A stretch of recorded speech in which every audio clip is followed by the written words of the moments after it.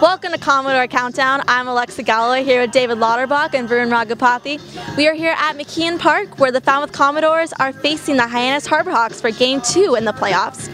2 days ago, the Falmouth beat Hyannis 3-0. David, we'll start with you. What worked for them last game? Well, for them, I want to say defense, I want to say hitting, but they kind of made some miscues on both.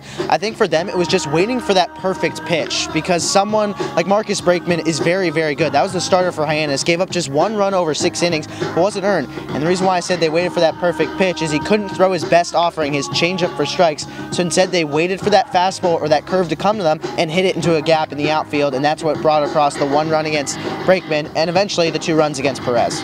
Now on the other side, Varun, what adjustments need to be made for tonight's game? Well, like David mentioned, the hitting just wasn't there in a timely fashion early on. Falmouth had 1 run that came in the 2nd inning before putting up those 2 against Perez.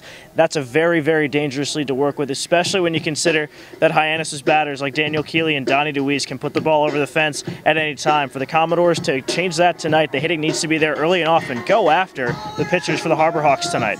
Tonight's starting pitcher for Falmouth is Kevin McKenna from Rice University. He's a 2.47 ERA. Now, Varun, one of his best starts stat-wise and one of his not-so-best starts stat-wise has been against Hyannis. What does he need to do tonight? Well, the home one against the Harborhawks, 7 innings, 1 run, but then the contest here at McKeon Park, 5 2/3 innings. Not bad in terms of distance in the game, but 7 runs allowed, all of them earned. He is a pitch-to-contact guy, 47 1/3 innings throughout the regular season and just 28 strikeouts. That means that if he's pitching to contact, which he probably will be doing tonight, he really needs to make sure to keep the ball down in the strike zone. He was doing it against Hyannis in his most recent start at McKeon Park, and they were clobbering the ball all over the field. It's okay to pitch to contact and trust your defense because McKenna's a guy who does that, but he really needs to make sure to locate well with the fastball, the changeup, and the curve to be successful tonight.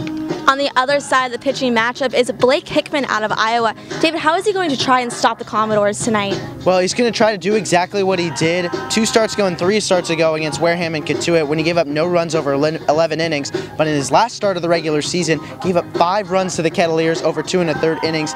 He just needs to get Falmouth to swing and miss a lot, and I know every pitcher is supposed to do that, but he needs to attack the hitters more than Brakeman did. Brakeman left a lot of pitches out in front of the plate. Hickman needs to hit his spots a little better and maybe jam the hitters a couple times. It's a big lefty lineup for Falmouth, Hickman being the righty. If you can jam them and have them poke it the other way where the wind's not blowing today, you could probably get a lot more outs to 3rd and short.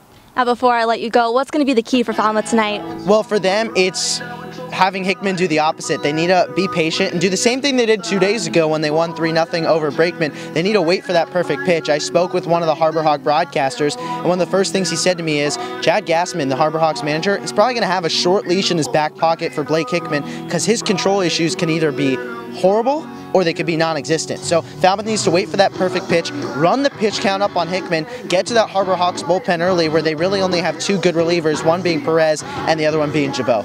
So for David, it's patience. Varun, what about you? For me, it's defense. Go Fuller Field is a choppy one. Let's not forget that. However, I believe McKeon Park is worse. It is a bowl shape, which means that since it's been raining the past few days, the field is going to be wet and it will play both slick and off balance. So the Falmouth outfielders and infielders need to be on top of every single ball. The Connor Hale error in Game 1 didn't play that big of a factor in the ultimate result, but if that happens again tonight, things could be totally different. It could be 3-0 Hyannis, and this series could be tied heading back to Go Fuller Field. Every single play counts, and the defenders need to be ready on every single pitch tonight.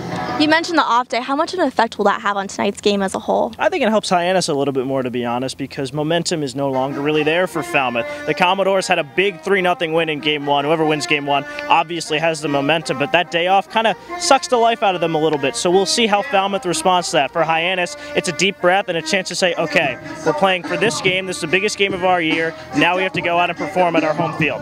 Well, we'll see how it... Oh, go ahead. Sorry, just a really quick response. I actually kind of disagree, actually. I know you did kind of take the momentum away, but at the same time, Hyannis, their back's against the wall. In 5 hours, their season could be over and Falmouth could be moving on. So I think Falmouth still has that momentum. They have the energy from 3 straight wins, 2 over Katuitt to end the regular season, 1 over Hyannis. If they can keep that going tonight, they could be moving on in just a couple of hours. Well, we'll see how it all plays out. Game time set for 6 o'clock, audio pregame at 5:45 on Ustream. So stick around and join us.